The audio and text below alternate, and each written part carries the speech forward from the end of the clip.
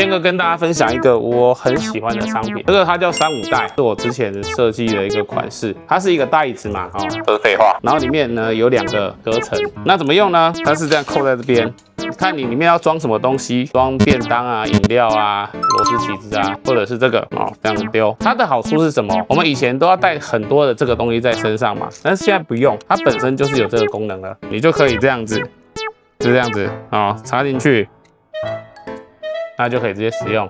我之前是有听过人家是直接在这边装监视器啦，在哪边装监视器？装你家厕所装监视器。